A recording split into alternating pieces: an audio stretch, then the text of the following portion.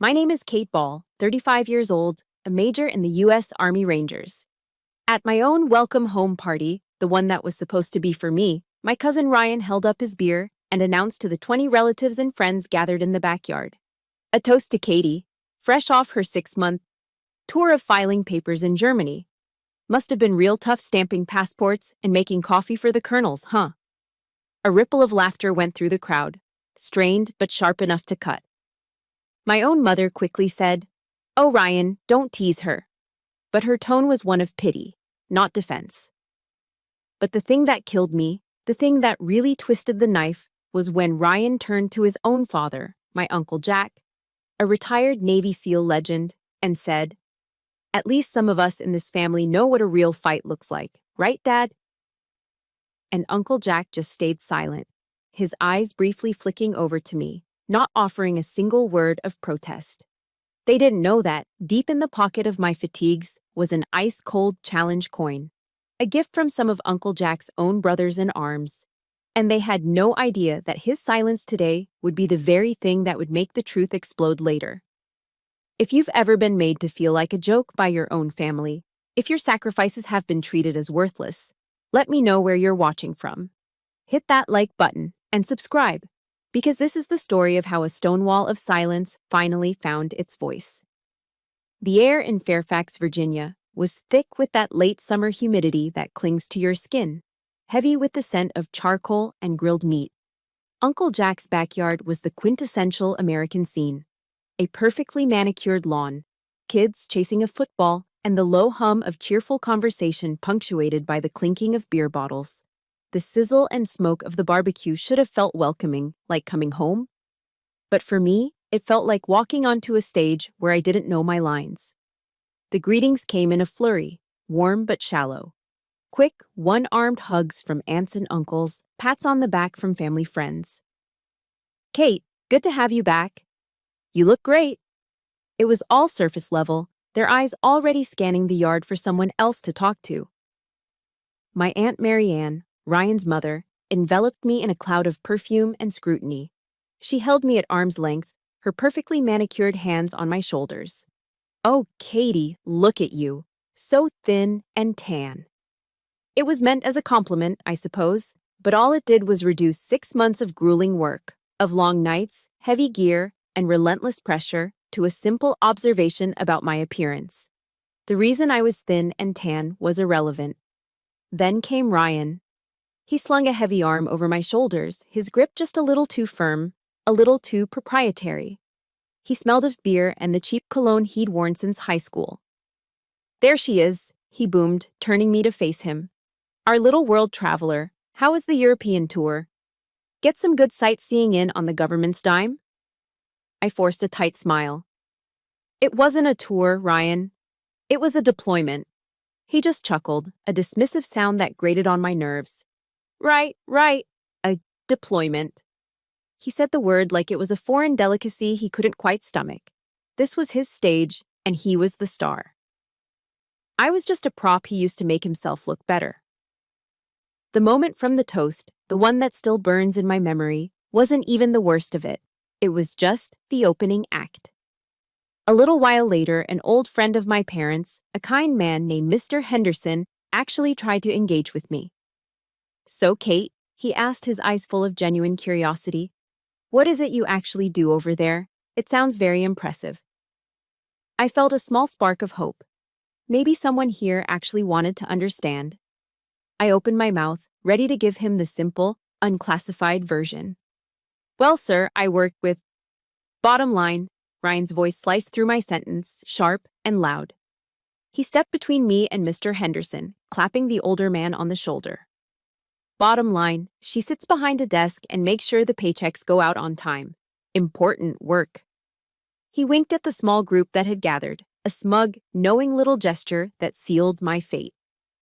He had just painted my entire career, my entire identity as a ranger, as a glorified payroll clerk. A few people chuckled nervously. My own parents, standing just a few feet away, just offered weak smiles and quickly changed the subject to the local high school's football prospects. No one corrected him, no one defended me. I was left standing there, stranded in a sea of smiling faces, suddenly feeling completely and utterly invisible. Later, as I was trying to blend into the background near the drink cooler, Aunt Marianne sidled up to me, her expression a practiced mask of concern. "Don't you mind him, sweetie," she whispered, patting my arm. "He just worries about you. A pretty girl like you should find a safe job, settle down and get married, not be running around in those places." The words were meant to be comforting, but they were just another form of dismissal, another way of saying that my life's work was nothing more than an inappropriate hobby for a pretty girl. My eyes scanned the yard, desperately searching for an anchor, and they landed on Uncle Jack. He was standing by the grill, a metal spatula in his hand, methodically flipping thick-cut steaks. The fire glowed against the dusk, casting his face in shadow and light. He was a legend, a man who had seen and done things most people only see in movies. He was the only one in this family who understood what the word ranger meant. He knew the training, the sacrifice, the grit it took. He knew, better than anyone, that I wasn't just stamping papers.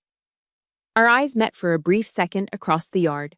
I sent a silent plea, a desperate hope that he would say something, anything. A simple, "That's not what she does, Ryan," would have been enough. A look, a nod, anything to validate my existence in this world he understood so well. But he didn't.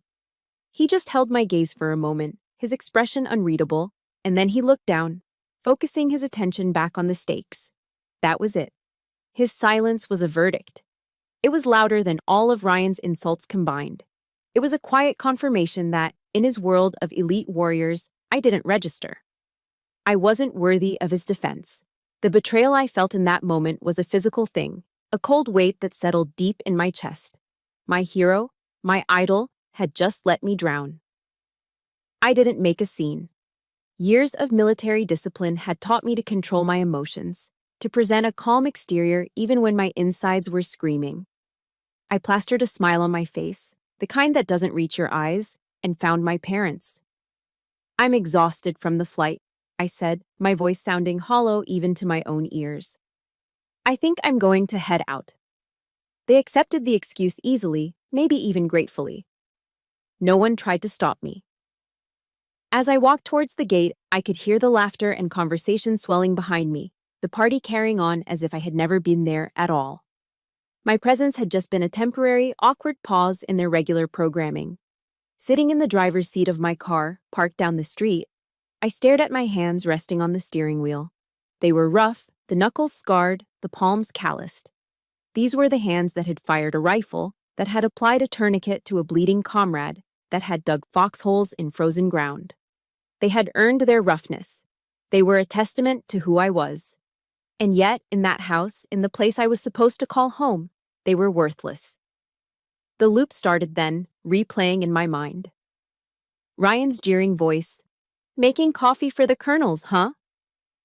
The sound of forced laughter, the sight of my parents looking away, and loudest of all, the deafening sound of Uncle Jack's silence as he flipped a steak. Why doesn't my truth carry any weight here? That question, why doesn't my truth carry any weight here? It didn't just appear out of nowhere that night in the car. It was an old question, a ghost that had been rattling around inside me for years. The welcome home party wasn't an isolated incident. It was just the latest chapter in a long, quiet story of being invisible. To understand that night, you have to understand the map of scars that led me there.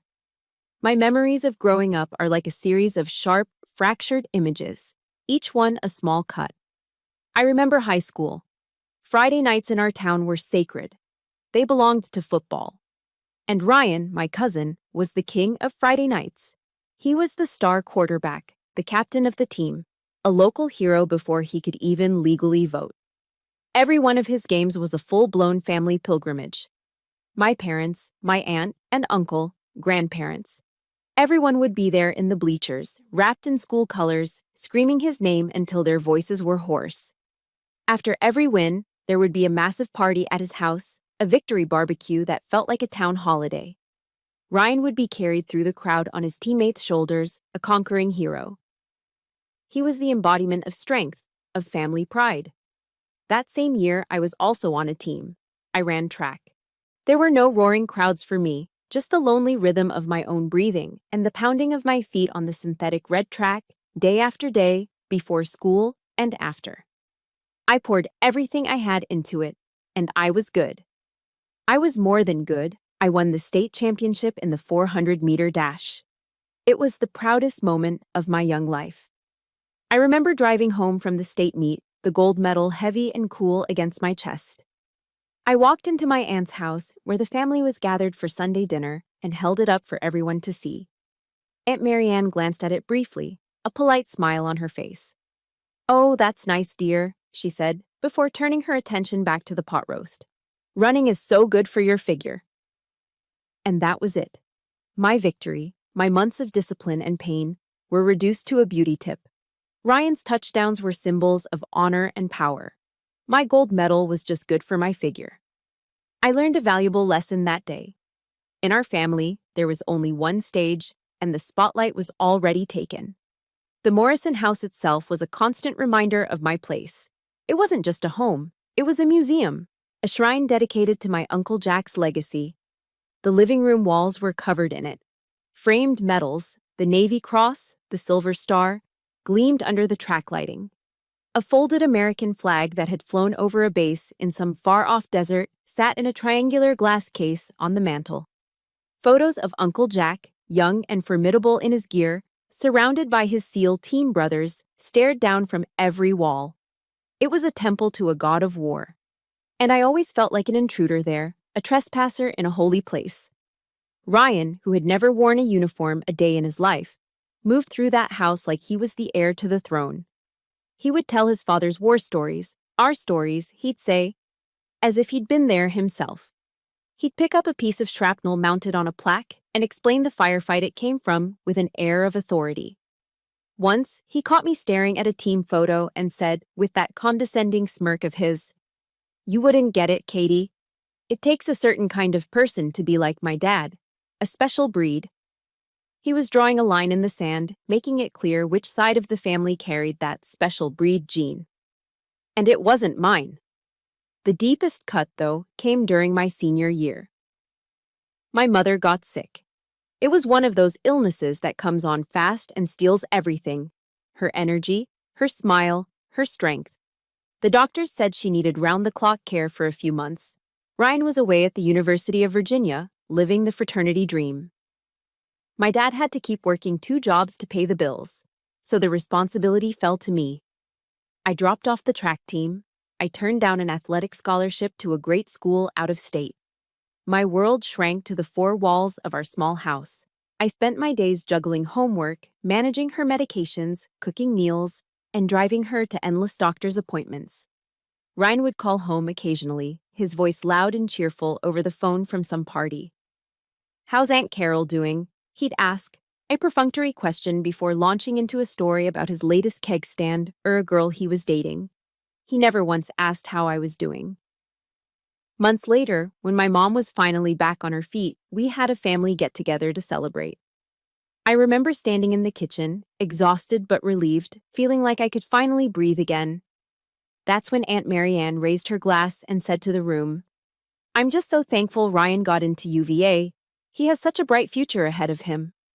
Everyone murmured in agreement. Not a single person mentioned what I had done. My sacrifice wasn't a bright future, it was just an expectation, an invisible duty that was performed and then forgotten. So when I finally graduated and told them my decision to enlist in the Army, I shouldn't have been surprised by their reaction. My announcement was met with a stunned, uncomfortable silence. Then Ryan let out a bark of laughter. "The Army?" he sneered, looking around the room for an audience. "Do they have a landscaping division? At least you're good at running in circles." His words hung in the air, cruel and sharp. But it was the silence of the adults that really did the damage. My dad, my quiet, gentle dad, just looked down at his plate. He never said a word against them, but later that night, I found a book left on my desk. It was a worn paperback titled "Women in the American Military." It was his silent way of saying, "I see you." It was a small act of rebellion, a quiet vote of confidence, but it was a whisper in a hurricane of disapproval. That moment, Ryan's cruel joke and the family's silent complicity was the final push I needed. It solidified a resolve deep inside me. I was done trying to earn their approval with words. I would prove them all wrong, not for them, but for me. I would build a life and an identity so strong, so undeniable, that not even their condescension could touch it. I would do something they could never trivialize again. Staring at my high school diploma that night, feeling the cheap paper in my hands, it felt like a certificate of invisibility. It represented 4 years of trying to measure up in a race I was never meant to win. What did any of it mean if the people who were supposed to love you most refused to see you? Staring at that high school diploma, I realized it wasn't a ticket to anywhere. It was a mirror reflecting a girl they refused to see. Years later, I found myself staring at another piece of paper. This one was different. It wasn't a reward for past achievements. It was a promise of a future I would forge for myself. It was an enlistment contract for the United States Army. It felt like the first real decision I had ever made. My journey began at Fort Benning, Georgia. Under a sun so merciless, it felt like it wanted to melt the very skin from your bones. Basic training was the great equalizer. It didn't matter who you were or where you came from. The drill sergeants broke you down into your component parts and rebuilt you into a soldier. But even in a place designed to erase individuality, I stood out. I was one of a handful of women in a company of over 200 men. From day one, I felt the weight of their skepticism. It wasn't overt hostility, not at first. It was in the small things. The way the drill sergeants would watch me a little longer during push-ups. The way the men in my platoon would hesitate before partnering with me on drills. I learned quickly that for them, passing was the standard. For me, passing wasn't enough. I had to excel just to be seen as competent. If they did 20 reps, I did 25. If they ran 2 miles, I pushed myself to run faster, harder. I operated on a 200% standard because I knew their 100% would never be good enough for me. Basic was just the appetizer.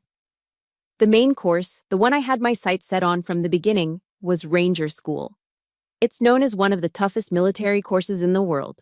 A 62-day marathon of controlled starvation, sleep deprivation, and relentless physical and mental stress. It's where the Army finds its leaders. It's also where most people find their breaking point. The day I started Ranger School, I felt an entirely new level of isolation. The skepticism wasn't just quiet glances anymore, it was a palpable force. I wasn't just a woman, I was an experiment, a question mark in a sea of exclamation points. The mountain phase in the rugged terrain of northern Georgia was my personal hell. We were perpetually cold, perpetually wet, and perpetually hungry. The rucksack felt like it was fused to my spine, a 70-pound monster that became a part of me.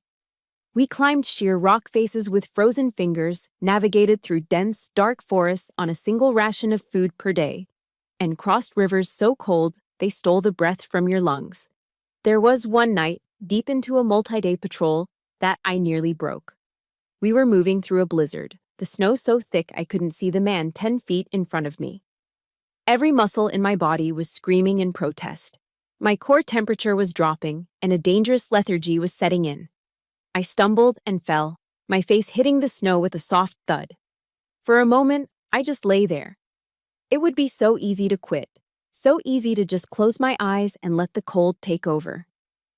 Just give up, a voice whispered in my head. No one expects you to finish anyway. And then, clear as day, I saw 2 faces in my mind. The first was Ryan's, with that smug, condescending grin as he said, "Good at running in circles." The second was Uncle Jack's, his face impassive and silent as he turned his back on me. The thought of them being right, the thought of them nodding knowingly and saying, "See? We told you she couldn't do it," ignited something inside me. It wasn't just motivation. It was pure, unadulterated rage. That anger became fuel. It burned hotter than any fire, melting the exhaustion and the cold. I pushed myself up, my arms shaking, got my feet under me, and took one more step, and then another. That night, something shifted, not just in me, but in the men around me. Until then, They had called me by my last name, Ball, in that clipped, impersonal way soldiers do. But a few days later, during another long patrol, a guy in my squad named Miller twisted his ankle badly. He was a big guy, well over 200 pounds, and he couldn't put any weight on it. The platoon sergeant was about to have him medically evacuated, which would have meant he'd fail the course. Without a second thought, I walked over to him. "Give me your rifle and your pack," I said. He looked at me, his face etched with pain and surprise. I didn't wait for an answer. I took his M4, slung it over my shoulder, and then hoisted his rucksack, adding another 45 pounds of dead weight to my own burden. For the next 6 miles, I half carried, half dragged him over the rocky terrain until we reached our objective. I don't remember much about it, just the searing pain in my shoulders and the singular focus of putting one foot in front of the other. We made it. Later that night, huddled together for warmth, Miller turned to me. "Thanks, Kate," he said.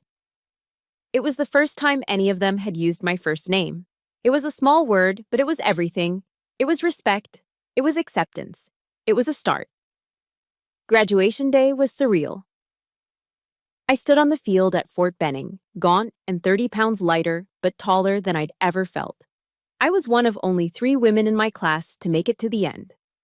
When the commanding general pinned the black and gold Ranger tab on my shoulder, he looked me dead in the eye.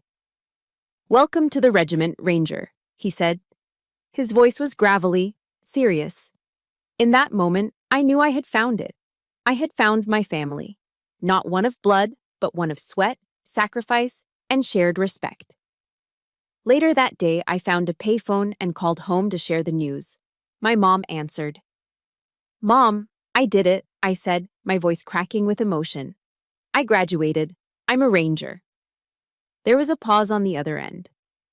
"Oh, that's nice, dear," she finally said, her voice distant. "That's wonderful. Just make sure you're staying safe, okay?" I hung up the phone, the familiar ache of disappointment settling in. She didn't understand. She couldn't. How could she? The world I had just survived was a universe away from her quiet suburban life. And if you've ever had a moment like that, a moment where you achieved something monumental and the people you wanted to hear it from most just didn't get it, please hit that like button. Let me know I'm not alone. And in the comments, just type one word. I get it. Because sometimes that's all we need to hear. My real validation hadn't come through the phone line. It had come from the quiet nod of a general, the weight of the tab on my shoulder, and the sound of my own name, spoken with respect. My old Ranger instructor, a man who seemed to be carved from granite, found me after the ceremony. He shook my hand, his grip like iron. "You've earned the tab, Ball," he said, his eyes locking onto mine. "Now, let's see what you do with it." My Ranger instructor's words, "Let's see what you do with it," followed me across the world. They were a challenge, a prophecy waiting to be fulfilled. I found the answer to his question halfway around the globe, in a place that God had seemingly forgotten, a place called the Korengal Valley. The soldiers who had been there before us had another name for it, the Valley of Bones. It was a jagged scar ripped through the mountains of eastern Afghanistan, a treacherous maze of rocky slopes and blind corners where the air itself felt hostile. Every rock looked like a threat. Every gust of wind sounded like a whisper of death. As a sergeant leading my own fire team, my job was to stay alert, to see the things others missed. And in the Korengal, there was always something to miss. Our mission was a joint recon patrol.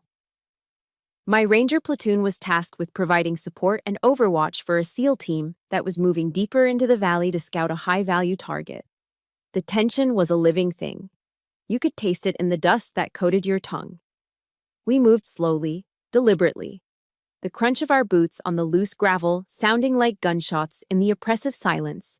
Every step was a calculation of risk. And then, the world exploded. One moment, there was silence. The next, the valley erupted in a symphony of chaos. The crack of AK-47s echoed off the canyon walls, followed by the terrifying thump whoosh of an RPG. The SEALs, the tip of our spear, had walked straight into a perfectly executed L-shaped ambush. The radio in my ear became a fountain of pure panic. Contact front, contact right, we're taking heavy fire, 2 men down, we're pinned.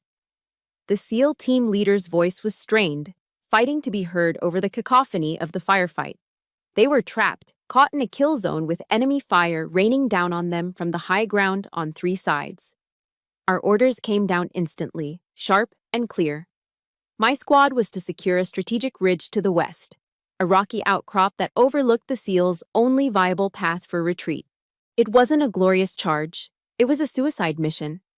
Our job was to become a target, to draw fire, to be the anvil so the SEALs could pull back before they were hammered into oblivion. We moved fast, adrenaline overriding the fear. We scrambled up the loose rock, the air around us alive with the angry buzz of bullets. We were just feet from the crest when I saw my squad leader, Sergeant Evans, jolt backward as if struck by an invisible fist. He went down hard, a dark stain spreading across his chest. No time to think, no time to mourn. In the chaos, a core piece of my training took over. In the storm, be the rock. The words of my ranger instructor echoed in my head. Without a conscious thought, I was in command. Get down! Find cover! I screamed, my voice cutting through the noise. I crawled to Evans, confirmed the worst, and grabbed his radio. Bravo 1 is down. Bravo 2 has command. We are on the ridge, taking fire. The next few minutes, or was it hours, were a blur of controlled violence. The training took over, my body moving like a well-oiled machine. I became a conductor of a deadly orchestra. Miller, suppressive fire on that outcrop, 2 o'clock. Diaz, you've got the ravine. Watch our flank. I crawled from position to position, dragging younger, terrified soldiers into better cover, pointing out targets, my voice the only anchor in their storm of fear. An RPG screamed past my head and slammed into the rocks behind me, showering us with stone fragments. A piece of shrapnel sliced into my left forearm, a sharp, searing pain. I ignored it. Pain was a luxury we couldn't afford. My world narrowed to 3 things: the position of my men, the position of the enemy, and the amount of ammunition we had left. We were a thin line of defiance against a tide of pure hatred. We held. We did not break. We became a wall of stone. From our vantage point, I could see the SEALs below, using the break we were giving them. They were pulling back, dragging their wounded, laying down their own covering fire. They were professionals, the best of the best, and they were retreating because we were doing our job, because our wall was holding. I don't know how long we held that ridge. Time ceased to have meaning. But eventually, the roar of attack helicopters echoed through the valley, and the enemy fire began to slacken. The storm had broken. The silence that followed was more deafening than the battle itself. In the aftermath, as the dust settled and the medevacs landed, the reality of what happened began to sink in. We had casualties. We had lost good men. But we had held the line. A few days later, back at the forward operating base, one of the SEALs from the ambush came to find me. He was a giant of a man, with a thick, wild beard and eyes that had seen too much. I expected him to talk to our platoon leader, but he walked straight up to me. He didn't say much. He just reached out, took my hand, and gave it a firm, solid squeeze. His thumb pressed against the bandage on my forearm. "Thank you, Ranger," he said, his voice a low rumble. "You saved my brothers." That was it. No medals, no ceremony, just a quiet acknowledgement from one warrior to another. It was worth more than any award they could ever give me. Weeks later, I got a rare call on the satellite phone. It was Uncle Jack. His voice was casual, asking the usual questions about the food and the weather. But there was an undercurrent I couldn't quite place. He knew something. The special operations community is a small world. Word travels fast. "Stay safe over there, Kate," he said before hanging up. There was a pause. People are talking. My blood ran cold. He knew. He had heard the story from his SEAL contacts. He knew what had happened on that ridge. He knew about Sergeant Evans. He knew that I had taken command, that I had held the line. He knew everything. And in that moment, I also knew something else with a chilling certainty. He would never tell them. He would never tell Ryan or Aunt Marianne or my parents. My moment of trial by fire, the day I earned my place, would remain a classified secret back home. It would be buried under the weight of their assumptions, hidden behind the caricature of the girl who was good at running in circles. The heroic truth of what happened in the Valley of Bones would be my burden to carry alone. I looked down at my arm, at the small jagged line of the healing wound. It was a souvenir from the day I became Stonewall. A permanent reminder of a battle won on two fronts, one on a dusty ridge in Afghanistan, and another, quieter one, that I was still fighting all by myself. That small jagged scar on my forearm became a private symbol. To the world, it was just a minor wound. To me, it was a piece of the Korengal Valley I would carry forever. A physical reminder of the truth Uncle Jack and I now shared in silence. At home, back in the quiet rhythm of stateside life, I found myself touching it unconsciously. The raised skin a connection to a reality that felt a million miles away. It was a truth no one else in my family knew or cared to know. One afternoon, I was in the kitchen with Aunt Mary Ann, and she noticed it. She reached out, her fingers gently prodding the scar. "Oh, honey," she said, her voice dripping with cosmetic concern. "You should really put some concealer on that, dear. Scars aren't very ladylike." I just stared at her, my mind flashing back to the scream of the RPG, the smell of cordite, the weight of a dying man's radio in my hand. Ladylike. The word was so absurd, so completely disconnected from my reality, that I couldn't even form a response. I just pulled my arm back and said nothing. That conversation was a perfect prelude to what came next. A few months after I got back from Afghanistan, my phone rang. It was Aunt Marianne. Her voice was an octave higher than usual, a syrupy sweet tone she reserved for when she wanted something. "Katie, darling, how are you?" she chirped. "I was just thinking about you. We're all so proud of your service, you know." I gripped the phone a little tighter. The word proud felt so hollow coming from her lips. "I'm fine, Aunt Marianne. What's up?" After a few more minutes of painfully hollow pleasantries, she got to the point. "Well, dear, it's about Ryan." Of course it was. "He's applying for a wonderful new job with a very prestigious private security firm, a real leadership position. And they require a letter of recommendation from a military officer." A cold stillness settled over me. I knew exactly where this was going. "Your Uncle Jack is retired now, you know," she continued, her voice becoming even more conspiratorial and sweet. "And a letter from an active duty officer, well, that just carries so much more weight. All you'd have to do is write a few nice lines about his iron discipline and natural leadership qualities. Something like that. You're the soldier in the family. They'll believe anything you write." I was speechless. The sheer, unadulterated audacity of it stole my breath. The same career she had dismissed as unladylike, the same service Ryan had publicly mocked as a coffee-fetching joke, was now a tool they wanted to use for his advancement. They wanted me to take the credibility I'd earned with my own blood and sweat and gift it to the very person who had tried to strip me of it. They wanted me to lie. I took a deep breath, keeping my voice steady and professional. "Aunt Marianne," I said, my tone flat. "I can't do that. I can't write about qualities in Ryan that I've never personally witnessed." The sweetness in her voice vanished, replaced by a sharp, offended chill. "Well, I never. It's a simple family favor, Catherine. I don't see why you have to be so difficult." She hung up before I could reply. A few days later, my phone buzzed with a text message. It was from Ryan. His approach was different, but no less insulting. No more jokes, just the condescending tone of a king bestowing a favor upon a court jester. "Hey, heard you talk to my mom.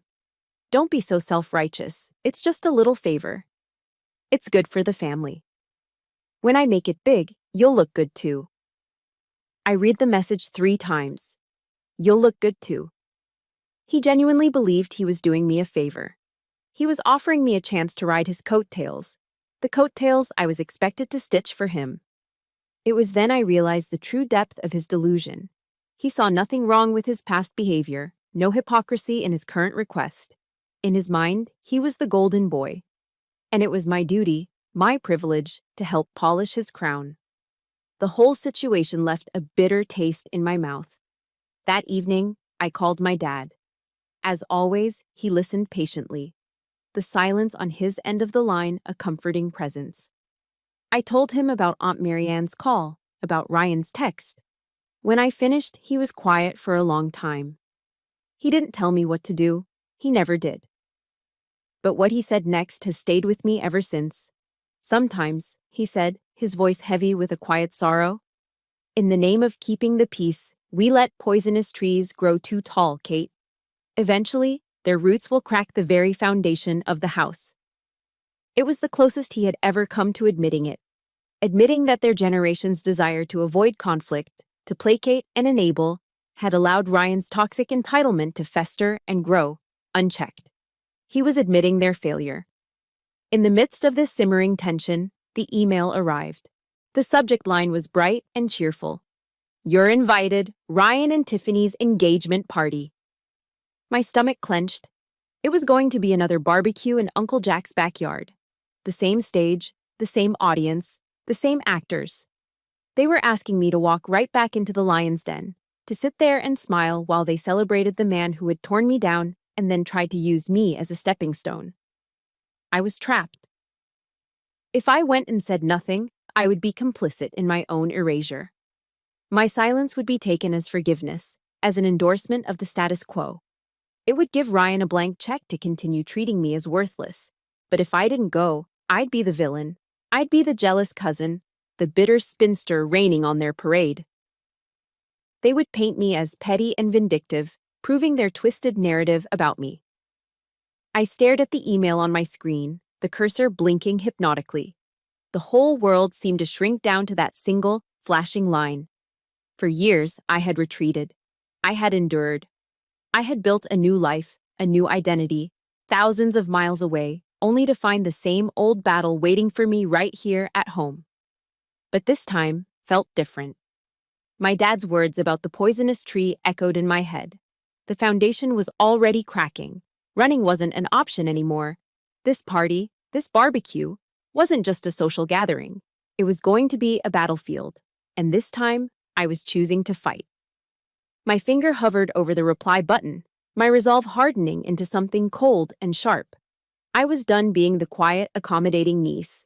I was done being the family's punching bag. I would go to their party. But I wouldn't be going to keep the peace. I clicked RSVP, attending, and closed my laptop. The decision was made. There would be no more retreating. I spent the next few days in a state of calm resolve. It felt like the hours before a mission. The quiet focus, the mental preparation, the acceptance of the coming conflict. I wasn't angry anymore. I was simply ready. When I pulled up to Uncle Jack's house, it was like stepping into a time loop. Same manicured lawn, same smell of barbecue, same cast of characters. Ryan was, as always, the center of the universe. He stood near the deck, a beer in one hand, his other arm draped possessively around his fiancée, Tiffany. He was holding court, telling some loud, exaggerated story about his new job, his voice booming across the yard. He saw me arrive, gave me a curt, dismissive nod, and then turned back to his audience. It was a clear message. You are irrelevant here. I didn't try to engage. I got a glass of iced tea and found a quiet spot, becoming an observer. I saw my parents hovering near the edge of the crowd, looking uncomfortable, as they always did in the shadow of the Morrison clan. I saw Aunt Marianne fluttering around like a proud peacock, touching Ryan's arm every few minutes as if to remind everyone that this masterpiece was her creation. And I saw Uncle Jack stationed at the grill, his face thoughtful and hard to read as he expertly managed the flames. There was a fragile, paper-thin layer of celebration stretched over a deep well of tension. I could feel it. For about an hour, the play continued as scripted. Then, Ryan, his confidence inflated by a few beers, decided it was time for his favorite scene, the public belittling of his cousin Katie. He led Tiffany by the hand over to where I was standing.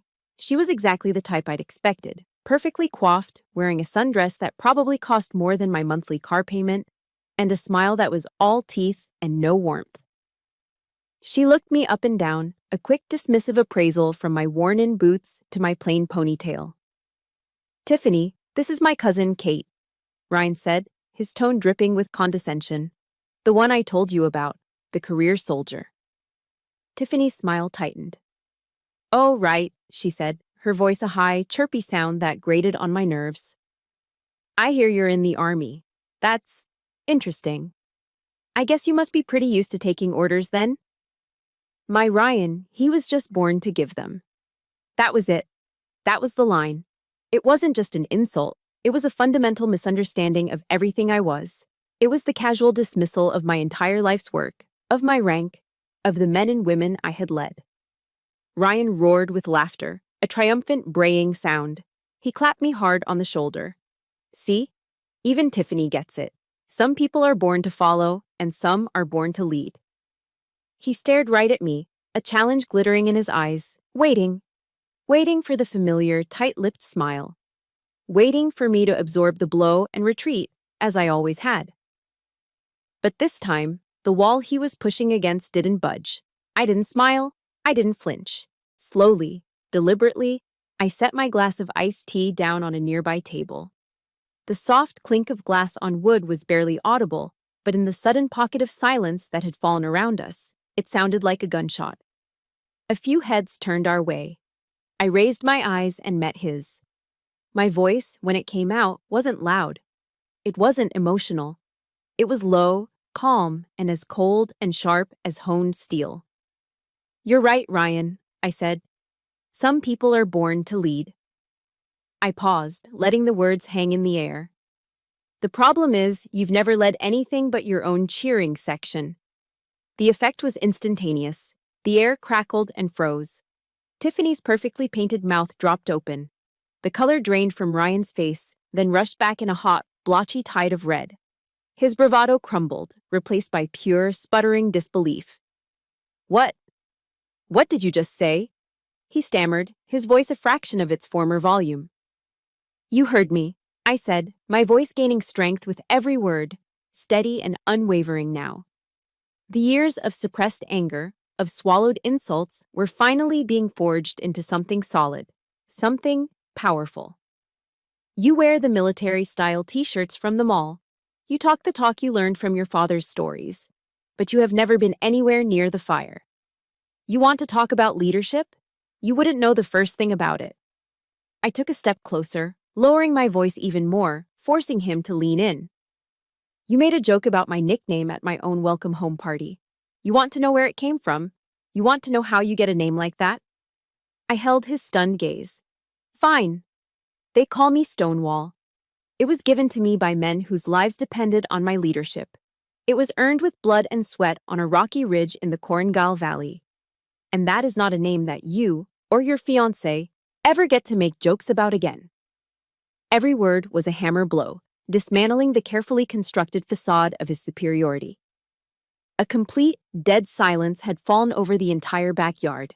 Everyone was staring, their faces a mixture of shock and fascination. The party was over. The play had been canceled. My gaze flickered past Ryan to the grill. To Uncle Jack. He had stopped flipping the steaks. The spatula was held motionless in his hand. His face was a mask of stone, but his eyes, those piercing blue seal eyes, were locked on me. I saw something in them I'd never seen before. Not pity, not condescension, but a flicker of recognition. Slowly, deliberately, he put the spatula down. He turned his gaze from me to his son, who was still standing there, utterly defeated and speechless. The silence stretched for an eternity. And I want to ask you, have you ever had a moment where you finally spoke your truth, and the entire world seemed to hold its breath, waiting to see what would happen next? If you know that feeling, that terrifying, liberating feeling, do me a favor and hit the like button for every single person who has ever had to fight to be heard. And in the comments, just write 2 simple words. I'm here. Let's show each other that we're not alone in these battles. Uncle Jack took a step forward, away from the grill. He walked past the stunned guests, his movements calm and purposeful. He didn't stop until he was standing right between me and Ryan. He didn't look at me. He looked directly at his son, his golden boy. His voice, when he finally spoke, was quiet, but it carried the unmistakable weight of command. It was the voice of a man used to being obeyed without question. It was a voice that could cut through the noise of a firefight or the roar of a helicopter. And in the dead silence of that backyard, it sounded like thunder. "Son," he said, his voice flat and devoid of any warmth. "Apologize, now." Uncle Jack's command, "Apologize, now," hung in the unnaturally still air of the backyard. For a split second, I saw a flicker of the old Ryan, the defiant, entitled prince of this family. He turned to his father, his face a mask of indignation. "Dad, come on, I was just kidding around," he whined, his voice cracking. "She's totally overreacting." "I wasn't asking." Uncle Jack cut him off, his voice dropping another 10 degrees, becoming lethally calm. That was an order. And just like that, the entire dynamic of our family, a structure that had been fixed in place for 35 years, shattered. It was no longer a father talking to his son. It was a commanding officer addressing a subordinate who had just crossed a line. The sizzle of the steaks on the forgotten grill was suddenly the loudest sound in the world. Every guest, every family member was frozen in place, their drinks halfway to their lips, their conversations dead. They were all witnesses now, no longer just party guests. They were watching the public court-martial of Ryan Morrison. Uncle Jack took one more step, positioning himself directly between us, a human wall separating Ryan's world from mine. He still didn't look at me. His focus was entirely on his son, his eyes like blue steel chips. And then, he began to speak. His voice was not loud, but it carried across the silent yard with absolute authority. "You like to tell my stories, Ryan," he began, his tone deceptively conversational. "You like to talk about the teams, about what it takes, but you don't know. You have no idea." He gestured vaguely toward the east. "There's a place in Afghanistan called the Korangal Valley. We call it the Valley of Bones for a reason. Not long ago, a SEAL team, friends of mine, men I served with, walked into a trap there. A perfectly planned ambush. They were pinned down, outgunned, taking casualties, with minutes left before they were completely overrun." He paused, letting the grim reality of his words sink in. I could see the guests leaning forward, their faces pale. Tiffany looked horrified. "High Command sent in a Ranger squad to secure their only way out," he continued. "A single ridge line. It was a suicide run. Their job was to draw fire, to become the target so that my friends, my brothers, could pull their wounded out and have a chance to live. Minutes after they reached that ridge, their squad leader was killed." I felt a collective gasp from the small crowd. My mother brought a hand to her mouth, her eyes wide with a dawning horror. Uncle Jack's voice dropped, becoming thick with an emotion I had never heard from him before. With their leader down and enemy fire coming from 3 sides, a young sergeant took command. A sergeant who refused to let her squad break. A sergeant who moved through hellfire to reposition her soldiers, to direct their fire, to keep them in the fight while wounded. He finally turned his head slightly, his gaze sweeping over the crowd until it landed on an older man standing near the deck. A man with a weathered face and a Marine Corps tattoo faded on his forearm. "My friend Pat here," Uncle Jack said, his voice ringing with authority. "He's a retired gunnery sergeant. He's heard the stories coming out of the community. He's heard of Stonewall. Haven't you, Pat?" The man named Pat, who had been watching with intense focus, gave a slow, solemn nod. "I have, Jack," he affirmed, his voice raspy but clear. "We all have." That confirmation sent another shockwave through the yard. This wasn't just Uncle Jack's story anymore. It was real. It was known. It was a legend. Uncle Jack turned his full attention back to his son, whose face had gone from red to a pasty, sickly white. "She held," he said, his voice rising, resonating with a terrible power. "She kept her soldiers alive and fighting. She turned them into a wall of stone the enemy could not break. Because of that wall, my men had a path to withdraw. They pulled 3 wounded men out of that kill zone, men who are alive today because that sergeant and her squad refused to yield an inch of that ridge." He took a final menacing step toward his son, who actually flinched and took a step back. Do you understand what I'm telling you? You just stood here, in my home, and you disrespected a person who saved the lives of men I call my brothers. You and your fiancé made a joke about taking orders and giving them. He let out a short, harsh laugh that had no humor in it. You've never given an order in your life that mattered. Her orders saved lives. He let the silence hang for a moment, a crushing, suffocating weight. Then he delivered the final, fatal blow. Stonewall isn't a nickname, Ryan, he said, his voice dropping to a deadly whisper. It's a debt paid in blood. Ryan's world didn't just crack, it disintegrated. I watched the confident, arrogant man I had known my entire life crumble into a boy. The bravado, the entitlement, the smug superiority, it all vanished, burned away by the fiery truth. He stood there, exposed and humiliated, stripped bare in front of his friends, his family, and the woman he was supposed to marry. Tiffany stared at him, her pretty face a mask of revulsion, as if she was seeing him for the first time and didn't like what she saw. She took a half step away from him, a small but definitive act of separation. Aunt Marianne looked like she was going to be sick, her face ashen. And all around the yard, the faces that had once held laughter and derision now held a completely different expression. It was awe. It was respect. And in some of them, I saw a flicker of fear. They weren't looking at Katie anymore. They were looking at a stranger, a woman they didn't know at all. Ryan stood trembling, unable to meet his father's relentless gaze. The weight of that gaze finally broke him. He turned to me, his eyes downcast, fixed on the grass between our feet. He couldn't look at me. The golden boy, the hero, the king of the family, was finally brought to his knees, not by a weapon, but by the truth. He mumbled, his voice a choked, pathetic sound. I'm sorry. Ryan's choked apology seemed to sever the last thread holding the party together. The aftermath was not loud or dramatic. It was a slow, awkward disintegration. People suddenly remembered they had early mornings or babysitters to relieve. They offered quiet, hasty goodbyes, their eyes avoiding mine, avoiding Ryan's, avoiding Uncle Jack's. It was a mass exodus fueled by discomfort. Within 15 minutes, the bustling backyard was nearly empty. Ryan and a shell-shocked Tiffany had vanished into the house, swallowed by the shadows. My own parents gave me a wide-eyed, helpless look before murmuring their goodbyes and retreating to their car, clearly overwhelmed and unequipped to handle the fallout.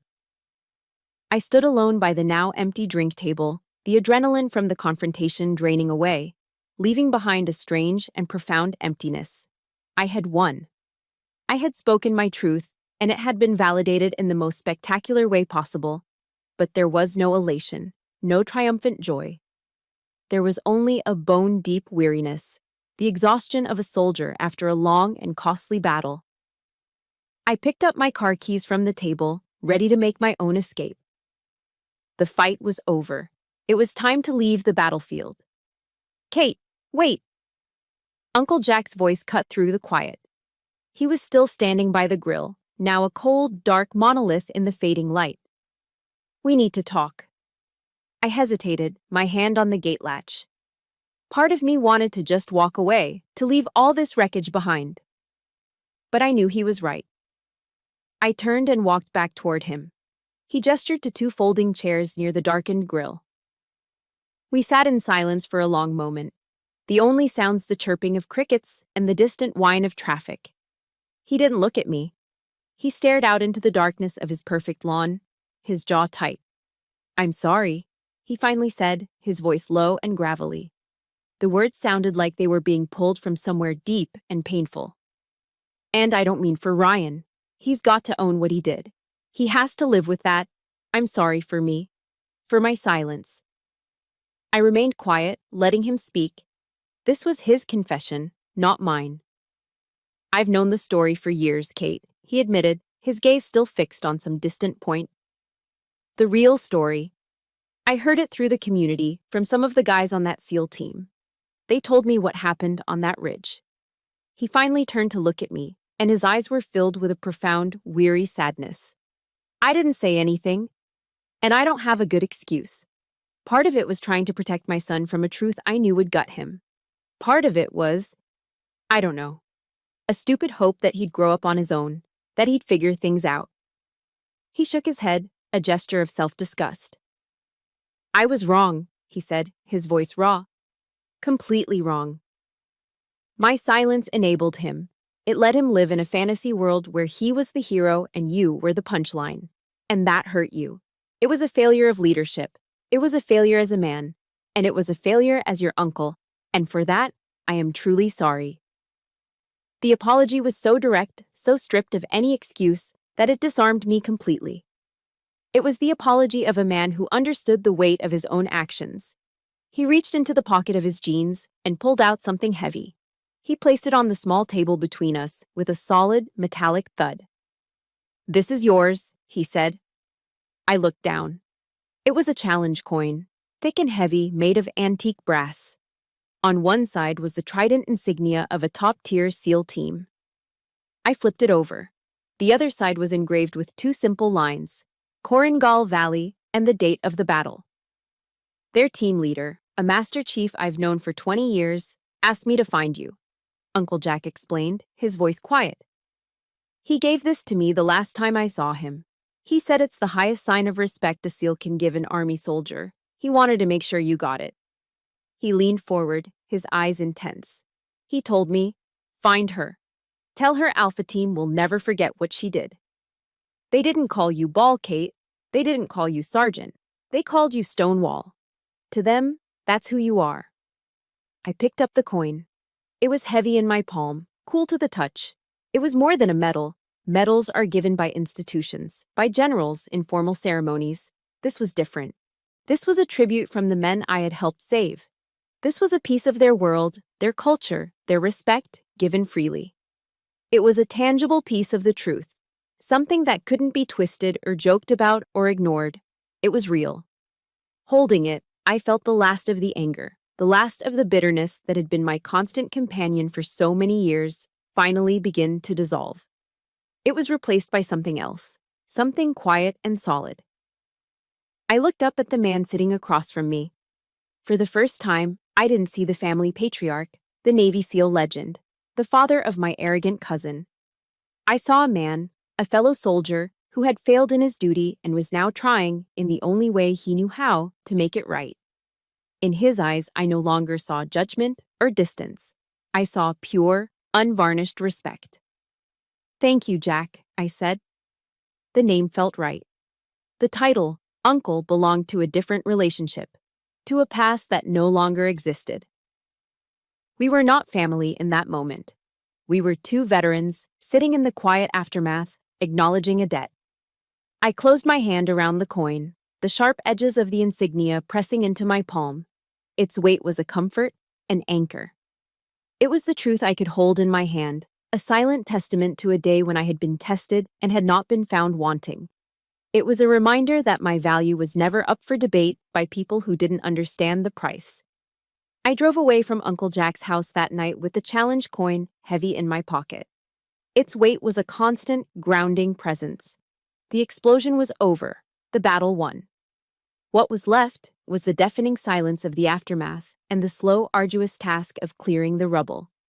The shockwaves from that party radiated outwards, cracking the foundations of our family in ways I hadn't fully anticipated. The first tremor came a few days later. My phone rang, and the caller ID read, Aunt Marianne.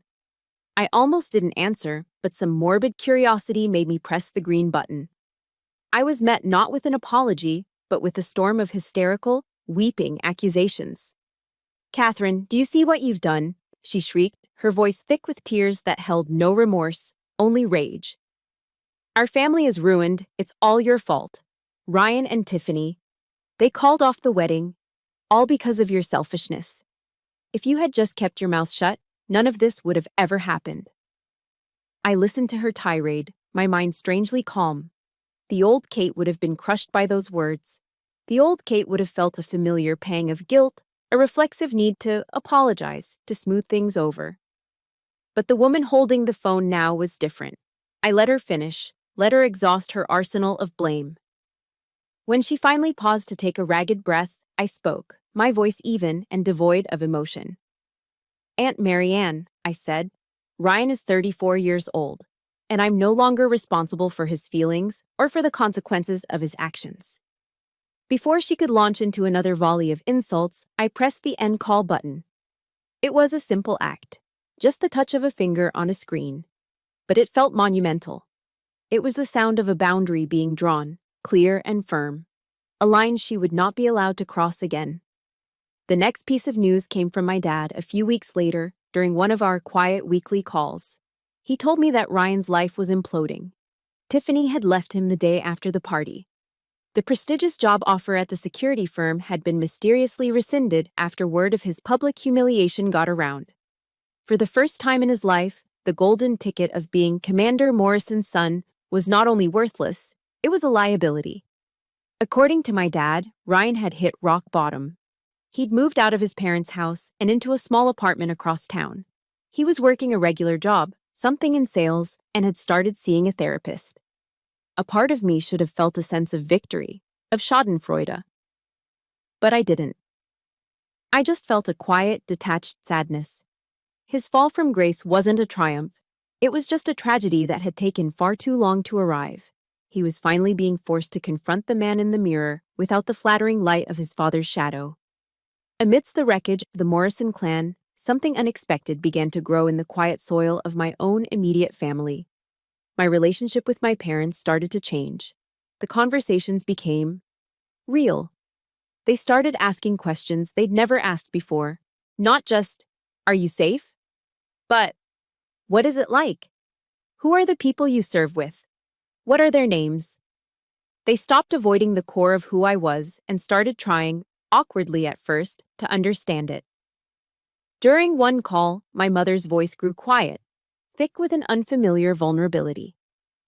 "I'm so sorry, honey," she said, and I could hear the genuine regret in her voice. "I was always so afraid of conflict, so afraid of making waves with Jack and Marianne, that I forgot my most important job was to protect you." Those simple words of confession, of accountability, meant more to me than 1,000 flowery apologies.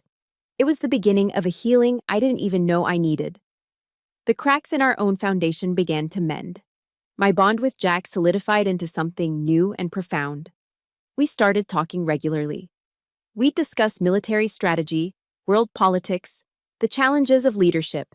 He never offered unsolicited advice, but he listened.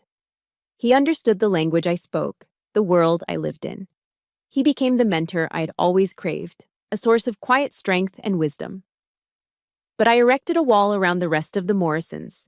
The invitations to Thanksgiving and Christmas still came, first from my aunt, then from a grandmother, but I politely declined them all. I needed space. I needed peace.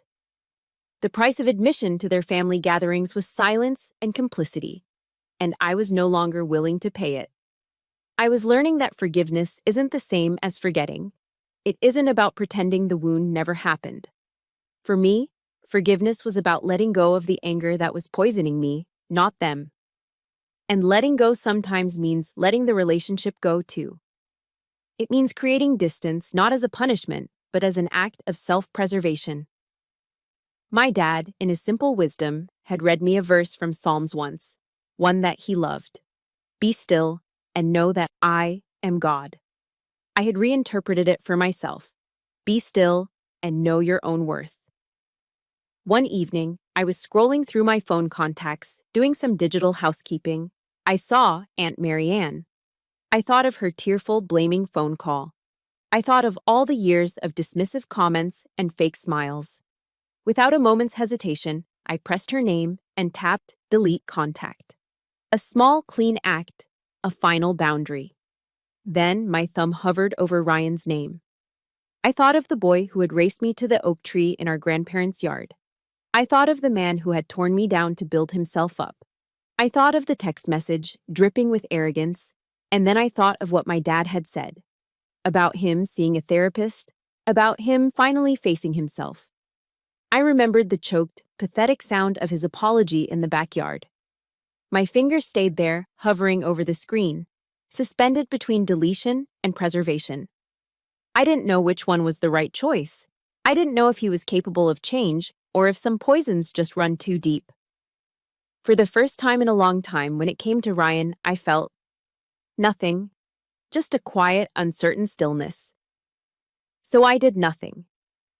I locked my phone and set it aside, leaving his name and number suspended in a digital limbo, a question mark I wasn't ready to answer. For years, Ryan's contact information sat untouched in my phone, a digital ghost I chose to ignore. Life moved on, as it always does.